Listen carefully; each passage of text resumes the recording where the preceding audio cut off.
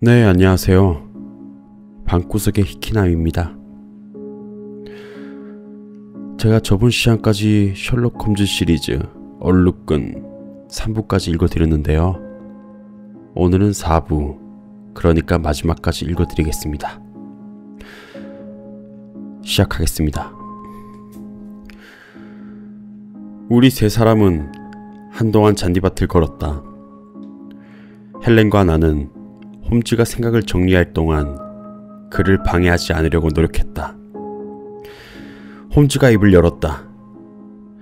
헬렌이야, 당신은 무슨 일이 있어도 내 말대로 행동해야 합니다. 꼭 그렇게 하겠어요. 생각보다 일이 심각해서 조금 더 망설일 수가 없군요. 내 말대로 하지 않는다면 당신은 목숨을 잃을 수도 있습니다. 무슨 일이 있어도 말씀하신 대로 할게요. 우선 오늘 밤엔 왓슨과 내가 당신 방에서 묵어야 할 것 같아요. 헬렌과 나는 넋을 잃고 홈즈를 바라보았다. 꼭 그래야만 합니다. 설명하도록 하죠. 저쪽에 보이는 게 마을의 호텔 같은데요. 네, 크라운 호텔이에요. 좋았어요. 저 호텔에서도 헬렌 양 침실에 창이 보이겠죠. 보일 거예요. 로일로 박사가 돌아오면 당신은 머리가 아픈 신용을 하고 침실로 들어가세요. 그리고 박사가 침대에 눕는 소리가 들리면 덧창을 열고 걸쇠를 벗겨놓은 뒤 램프를 창틀에 올려놓으세요. 그게 우리들의 신호입니다. 그리고 당신은 필요한 물건들을 정리해서 예전에 쓰던 오른쪽 방으로 옮기세요. 수리 중이긴 하지만 하룻밤 정도는 그곳에서 묵어도 상관이 없겠죠. 네, 걱정하지 마세요. 나머진 우리에게 맡겨두세요. 홈즈씨, 어떻게 하실 생각이죠? 당신 방에서 하룻밤 묵으면서 한밤중이면 들려오는 그 소리의 정체를 밝힐 생각입니다. 홈즈씨는 벌써 결론을 내리신 듯하군요. 헬렌은 홈즈의 소매를 잡으며 말했다. 그런 것 같아요. 그럼 부탁이니까 언니가 왜 죽은 건지 알려주세요. 그것에 대해 말하기 전에 좀 더 확실한 증거를 서해놓고 싶습니다. 그렇다면 제 생각이 옳았는지 그것만이라도 알려주세요. 언니가 무언가에 놀라서 그 때문에 죽은 건가요? 아니요. 제 생각은 조금 다릅니다. 좀 더 복잡한 일이 일어났던 것 같아요. 헬렌 양, 우린 이만 가봐야 됩니다. 로일로 박사가 돌아와서 우리가 여기에 있는 것을 본다면 모든 일이 허사가 되어버리고 말 테니까. 내가 말한 대로 한다면 아무런 문제도 없을 거예요. 당신의 걱정을 우리가 말끔히 없애드리죠. 그럼 안녕히 힘내시고요. 홈즈와 나는 크라운 호텔로 가서 침실과 거실이 딸린 방을 얻을 수가 있었다. 방이 2층에 있었기 때문에 창을 통해서 스톡 모란 저택의 오솔길로 난 문과 가족들이 사용하고 있는 건물을 다 내려다볼 수 있었다. 땅거미가 질 무렵 로일로 박사가 마차를 타고 지나가는 모습이 보였다. 마부석에 앉아있는 조그만 소년 옆에 거구의 박사가 자리를 잡고 있었다. 소년이 무거운 철문을 열려고 했지만 좀처럼 열리지가 않았다. 그러자 박사가 갈라지는 목소리로 주먹을 휘두르며 소년을 야단쳤다. 마차가 저택으로 들어간 지 몇 분이 지난 후 거실에 램프를 하나 밝힌 듯 나무 사이로 불빛 하나가 흘러나오기 시작했다. 땅거미가 내려앉고 있었다. 홈즈와 나는 아무것도 하지 않은 채 멍하니 시간을 보냈다. 이보게 왓슨, 솔직히 말해서 오늘 밤엔 자네를 데려가고 싶지 않아. 너무 위험하거든. 홈즈가 말했다. 그래도 내가 있는 편이 낫지 않아? 자네가 옆에 있어주면 고맙지. 홈즈, 그렇다면 당연히 나도 가야지. 정말 고맙네. 자네 금방 위험하다고 했지? 조사한 두 방에서 틀림없이 내가 보지 못한 것을 본 것 같군. 아니, 난 그저 자네보다 조금 더 추리력을 발휘했을 뿐이야. 내가 본 건 자네도 전부 봤을 테니 말이야. 특별히 눈에 띈 건 벨에 달아놓은 끈뿐이었는데, 하지만 솔직히 말하면 왜 그 끈을 달아놓은 건지 도저히 감을 잡을 수가 없어. 환기구도 봤겠지. 물론 봤지. 작은 구멍이 방 2개를 연결하고 있다고 해서 특별히 이상할 건 없지 않나. 너무 작아서 쥐새끼 한 마리 드나들 수 없던 것 같던데. 스톡 모란의 저택에 오기 전부터 난 환기구가 있을 거라고 생각했어. 뭐? 잘 생각해보게. 헬렌 양이 말하길 자기 언니가 로일로 박사의 담배 연기 때문에 자기 방으로 건너왔다고 하지 않았나. 그것을 듣고 바로 알 수가 있었어. 두 방 사이에 조그만 구멍이 뚫려 있을 거란 사실을. 그것도 아주 조그만 구멍이 아니면 안 돼. 조그만 구멍이 아니었다면 검시관이 조사했을 때 분명히 그 점을 지적했을 테니까. 난 환기구일 거라 생각했어. 하지만 환기구가 있어서 안 된다는 법도 없지 않은가? 그렇긴 하지만 묘하게 시간이 일치한단 말이야. 환기구를 뚫고 벨에 끈을 달고 그 침대에서 자던 여자가 죽었다. 뭔가 떠오르는 게 없나? 글쎄, 난 그것만 가지고는 잘 모르겠는데. 그리고 그 침대 말인데 왓슨, 아주 특이한 점이 있다는 사실 알아차리지 못했나? 전혀. 꺽쇠로 바닥에 고정시켜놨다네. 침대를 그런 식으로 고정시켜 놓는 걸 자넨 본 적이 있나? 아니. 헬렌의 언니는 침대를 움직일 수가 없었네. 침대는 환기구와 벨의 끈에서 언제나 일정한 위치에 놓여 있었단 얘기지. 그러니까 그건 그냥 끈이라 불러도 좋을 거야. 벨을 울리는데 사용하려고 그렇게 매단 게 아니니까. 홈즈, 자네가 하고 싶은 말이 무엇인지 어렴풋하게나마 알 수 있을 것 같아. 교묘하고 무시무시한 범죄를 막기 위해 우리가 가까스로 때를 맞춰왔단 얘기군. 참으로 교묘하고 무시무시한 범죄야. 의사가 나쁜 마음을 먹기 시작하면 최고의 범죄자가 돼. 의사는 대담하고 지식도 풍부하니까. 예를 들어서 아내와 형제를 독살한 팔머, 아내와 새어머니를 독살한 프리차드 같은 사람들은 의사로서도 아주 훌륭했어. 로일로 박사 역시 그 두 사람에게 뒤지지 않을 정도야. 하지만 왓슨, 우리는 그 의사를 이길 수 있을 거야. 어쨌든 오늘 밤엔 굉장히 무시무시한 일을 보게 될 거야. 조용히 담배를 피운 다음 2-5시간 정도 좀 더 즐거운 일에 대해서 생각하기로 하세.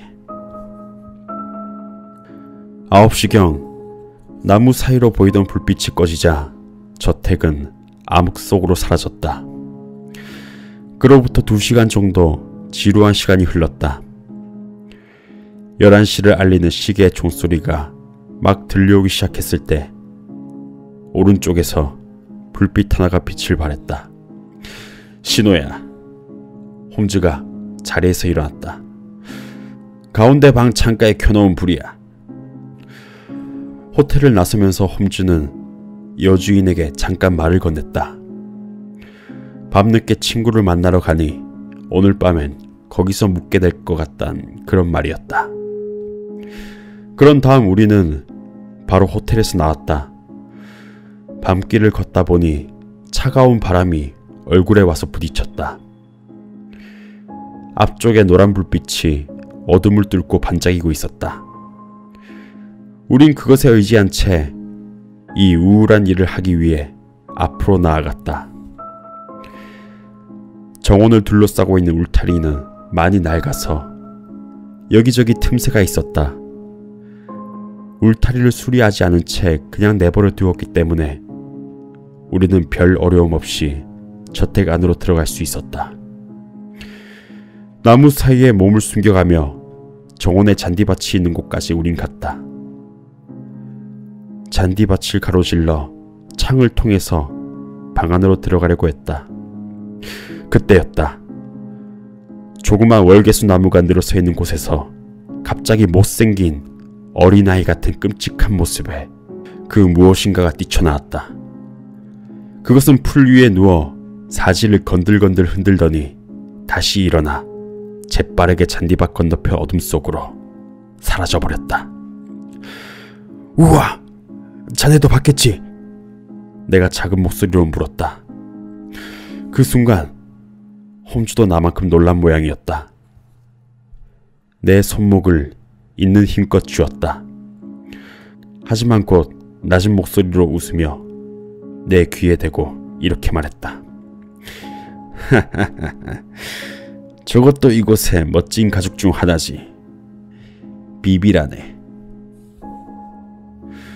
난 로엘로 박사가 특이한 동물을 기르고 있다는 사실을 까맣게 잊고 있었다.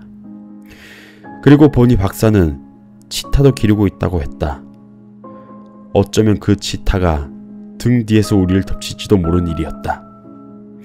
솔직히 말하면 난 홈즈를 따라서 구두를 벗고 침실 안으로 들어가서야 마음을 놓을 수가 있었다.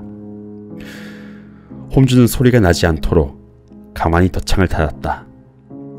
그리고 램프를 테이블 있는 곳으로 가져오더니 방 안을 한 바퀴 둘러보았다. 모든 것이 낮에 봤던 그대로였다.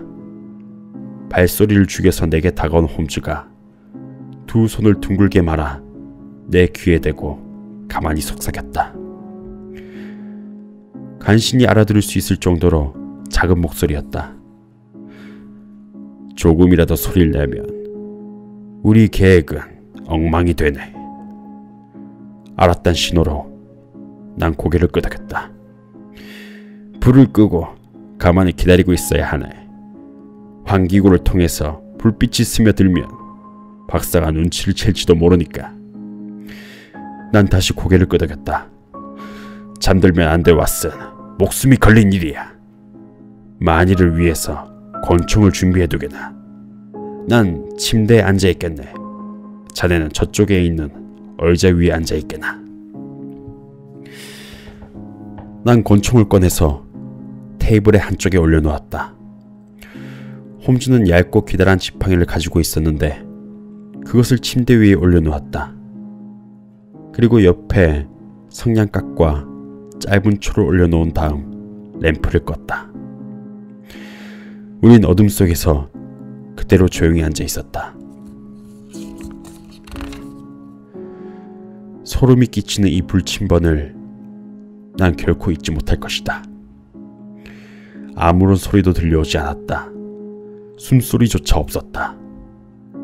하지만 홈즈는 틀림없이 자리를 지키고 있을 것이다. 내게서 2~3피트도 떨어지지 않은 곳에서 눈을 뜬 채로 자리를 지키고 있을 것이다. 그는 긴장해서 신경이 날카로워져 있었고 나 역시도 긴장하지 않을 수가 없었다. 덧창이 안으로 들어오는 빛을 완전히 차단하고 있었기 때문에 우린 새까만 어둠 속에서 그냥 기다려야만 했다. 때때로 밖에서 밤새 울음소리가 들려왔다. 우리가 기다리고 있는 방의 창가 근처에서 고양이 울음소리 같은 긴 울음소리가 한번 들려왔다. 그 소리를 들으니 박사가 진짜로 치타를 풀어서 기르고 있다는 사실을 알 수가 있었다. 저 멀리서 15분마다 때를 알리는 교회의 종소리가 굵고 낮게 울려 퍼지고 있었다. 그 15분이 왜 이렇게도 길었는지 12시, 1시, 2시, 3시. 그래도 우린 조용히 앉아서 무슨 일이 일어나기만을 기다리고 있었다. 천장의 환기구에서 갑자기 불빛이 번쩍였다. 하지만 그것은 곧 사라져버렸다. 뒤이어 기름이 타는 냄새와 금속이 뜨거워졌을 때 나는 냄새가 코를 찌르기 시작했다. 옆방에서 누군가가 갓을 씌운 램프에 불을 붙인 것이다. 무엇인가 조용히 움직이는가 싶더니 다시 조용해졌다. 그러는 동안에도 냄새는 더욱 강렬해졌다. 30분 동안 난 가만히 귀를 기울였다. 갑자기 새로운 소리가 들려오기 시작했다. 아주 희미하고 조심스러운 소리로. 주전자가 쉴 새 없이 수증기를 뿜어올리는 듯한 그런 느낌을 주는 소리였다. 그 소리를 듣는 순간 홈즈가 침대에서 몸을 피하더니 성냥불을 켜고 마치 미친 사람처럼 지팡이로 벨의 끈을 내리치기 시작했다. 왓슨, 보이지? 홈즈가 외쳤다. 그리고 다시 한번 보이지 않나?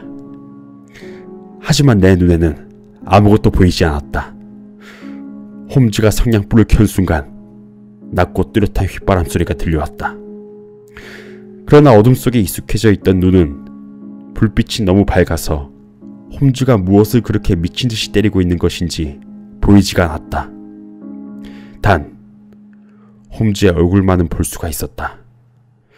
그의 얼굴은 죽은 사람처럼 하얗게 질려 있었으며 공포로 가득 찼다.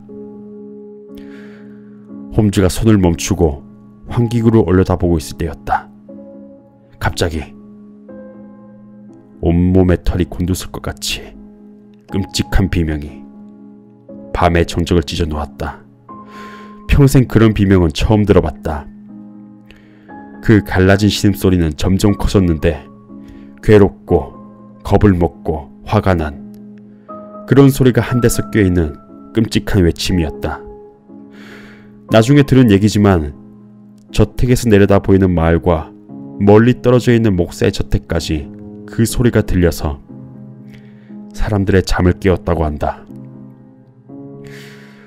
그 소리에 우리는 몸이 얼어붙는 것 같이 차가워졌다. 난 자리에서 일어나 홈즈를 바라보았으며 홈즈도 나를 바라보았다. 드디어 외침의 마지막 울림이 밤의 어둠 속으로 빨려 들어가 버렸다. 어떻게 된 거지? 내가 간신히 홈즈에게 물었다. 그러니까 모든 것이 끝났단 얘길세. 결국 이렇게 된 게 제일 잘된 일인지도 모르겠군. 권총을 들고 따라오게나. 함께 로일로 박스의 방으로 가보세. 홈즈가 긴장한 표정으로 램프에 불을 붙였다. 그리고 앞장서서 복도를 지나 옆방으로 갔다. 박사의 침실 문을 2번 두드렸지만 대답이 없었다. 홈즈는 문의 손잡이를 돌려 안으로 들어섰다. 나도 장전한 권총을 들고 홈즈의 뒤를 따라 들어갔다. 그때 기괴하기 짝이 없는 광경이 우리 앞에 펼쳐졌다. 테이블 위에 갓을 씌운 랜턴이 놓여 있었는데 갓이 반쯤 벗겨져 있었다. 랜턴의 불빛이 철제 금고를 눈부시게 비추고 있었다. 금고의 문은 조금 열려 있었다. 테이블 옆에 나무 의자가 있었고 그림스비 로일로 박사가 거기에 앉아 있었다. 박사는 긴 회색 가운을 입고 있었는데 그 끝으로 발목이 드러나 보였다. 맨발엔 빨간 터키풍 슬리퍼를 신고 있었다. 무릎 위에는 채찍의 손잡이가 옆으로 놓여 있었는데 그건 우리가 오늘 낮에 바라보았던 긴 채찍이었다. 박사는 턱을 앞으로 내민 채 무시무시한 눈빛으로 천장의 한쪽 모퉁이를 가만히 바라보고 있었다. 눈썹 부근에서 갈색 얼룩무늬가 들어간 기묘한 노란색 끈이 단단하게 감겨져 있었다. 우리가 방으로 들어섰는데도 박사는 미동조차 하지 않았으며 소리 하나 내지 않았다. 끈, 얼룩끈이야. 홈즈가 중얼거렸다. 내가 박사 쪽으로 한 걸음 다가선 순간 박사의 머리에 감겨있던 기묘한 끈이 움직이기 시작했다. 그 끈은 박사의 머리카락 속에서 평평한 마른 목골에 커다란 머리를 들어올려 잔뜩 부풀어 오른 목을 내밀고 있었다. 연못 독사야! 홈즈가 외쳤다. 인도에서도 가장 위험한 뱀이지. 박사는 저 뱀에 물린 지 10초도 안 돼서 죽었을 거야. 다른 사람에게 해를 가하면 자신에게 그것이 돌아오고 다른 사람을 함정에 빠뜨리려 하면 그것이 자신의 무덤이 된다는 말도 있지 않은가. 우선 이 녀석을 우리 안에 넣어두세. 그런 다음에 헬렌 양을 안전한 곳으로 옮기도록 하지. 모든 일이 끝난 다음에 경찰에 알려도 늦지 않을 거야. 이렇게 말하면서 홈즈는 죽은 로일로 박사의 무릎 위에 놓여있던 긴 채찍을 얼른 집어 끝에 매듭을 하나 만들었다. 그리고 그 매듭을 뱀의 머리 쪽으로 던져 박사의 머리 위에 있던 뱀을 바닥으로 끌어내렸다. 홈즈는 뱀이 가까이 오지 못하도록 하면서 철제 금고까지 끌고 가 금고 안으로 뱀을 집어넣고 문을 닫아버렸다. 이상이 스톡모란 저택의 그림스비 로일로 박사의 죽음에 대한 이야기다. 얘기가 너무 길어졌으니 그 이후의 경과에 대해선 길게 늘어놓진 않겠다. 두려움에 떨고 있던 헬렌에게 이 슬픈 소식을 전하고 그날 아침 기차로 하로까지 가서 다정한 이모님 댁으로 데려다 주었다.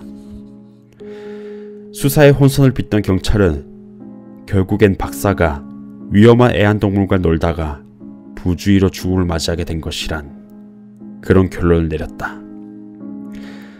난 이 사건에 대해서 몇 가지 이해할 수 없는 점들이 있었다. 하지만 이튿날 집으로 돌아오는 기차 안에서 홈즈가 그 궁금증을 풀어주었다. 난 완전히 잘못된 결론을 내리고 있었어, 왓슨. 어떤 경우에라도 불충분한 자료를 바탕으로 추리를 한다는 게 얼마나 위험한 일인지 난 다시 한번 뼈저리게 느꼈어. 그 가엾은 여자가 끈이라고 말했다고 했지. 그것도 잔뜩 겁에 질려서 성냥불에 비춰본 것을 끈이라고 표현했던 걸세. 그리고 거기에 집시들이 있었다는 말. 이 두 가지 말만 듣고 난 잘못된 추리를 했어. 하지만 그 어떤 사람도 창이나 문을 통해서 안으로 들어가 방에 있는 사람을 해칠 수 없다는 사실을 알자마자 바로 추리를 수정했다는 것은 정말 다행이라고 생각하네. 전에도 말했던 것처럼 환기구와 침대 위로 늘어져 있는 벨의 끈이 가장 먼저 눈에 띄었어. 살펴보니 끈은 장식에 불과했고 침대는 바닥에 고정되어서 움직일 수가 없었어. 그것을 난 순간 뭔가 좀 이상하다는 느낌이 들었어. 끈은 환기구의 구멍에서부터 침대까지 무엇인가를 보내기 위한 다리 역할을 하고 있는 게 아닐까, 그런 생각이 들더군. 그 순간 난 뱀이 떠올랐지. 거기다가 박사가 인도의 동물들을 구해다 기른다는 말도 들었단 차라 내 추리가 드디어 앞뒤가 맞아떨어지기 시작했다는 느낌이 들었어. 머리가 좋고 냉혹하며 동양에서 의사 생활을 했던 사람일세. 화학적인 검사로도 발견되지 않는 독살법이라 하면 당연히 뱀이 떠오르지 않겠나. 그리고 그런 종류의 독은 효과가 매우 빠르다는 점도 박사에겐 아주 유리한 점이었어. 아주 날카로운 검시관이 아니면 뱀에 물린 검고 조그만 이빨 자국 2개를 잘 발견해낼 리도 없고. 그리고 다음엔 휘바람을 떠올렸다네. 박사는 날이 밝기 전에 독사의 희생양이 된 사람의 방에서 뱀을 불러들여야만 했어. 그래서 박사가 불러들이면 되돌아오도록 뱀을 훈련시켰을 거야. 아마 우리가 봤던 그 우유를 이용했을 걸세. 적당한 시간을 노리고 있다가 뱀을 환기구 안으로 들여보내면 끈을 타고 내려가 정확히 침대 위에 이르게 되네. 뱀이 여자를 물 수도 있고 물지 않을 수도 있어. 하지만 언젠가는 틀림없이 희생양이 될 수밖에 없지. 홈즈가 계속해서 말했다. 박사의 방에 들어가기 전까지 이런 결론들을 내리고 있었네. 방 안으로 들어가 의자를 살펴보니 박사가 자주 의자 위에 올라갔었다는 사실을 알겠더군. 의자에 올라가지 않으면 환기구에 손이 닿지 않았겠지. 금고, 우유가 담긴 접시, 둥글게 말아놓은 채지, 이런 것들을 보니까 더 이상 의심의 여지가 없더군. 헬렌이 들었다던 금속이 떨어지는 듯한 소리는 틀림없이 금고의 문을 닫는 소리였을 거야. 박사가 금고 속에서 기르고 있던 그 무시무시한 짐승을 서둘러 그 안에 가둬버린 거지. 이런 결론을 내린 뒤에 내가 어떤 방법으로 사건을 해결했는지 자네도 잘 알고 있겠지. 왓슨, 틀림없이 자네도 들었을 거라 생각하네. 뱀이 씩씩하며 움직이던 소리를. 난 바로 그때 불을 켜고 뱀을 공격했지. 그렇게 해서 뱀을 환기구 안으로 다시 몰아넣은 건가? 맞아. 환기구 너머에 있는 주인에게 되돌아가도록. 뱀은 내 지팡이에 수도 없이 얻어맞았어. 그 때문에 자신의 소굴로 가던 중에 본능이 머리를 쳐든 거지. 그래서 처음 만난 사람인 그 로일로 박사에게 덤벼들었을 거야. 그러니까 그림스비 로일로 박사가 죽은 건 간접적으로 내 책임이기도 하지.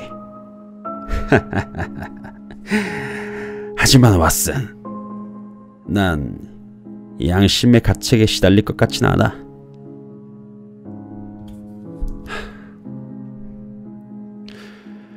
네, 여러분, 오늘은 여기까지 읽겠습니다. 들어주셔서 감사합니다.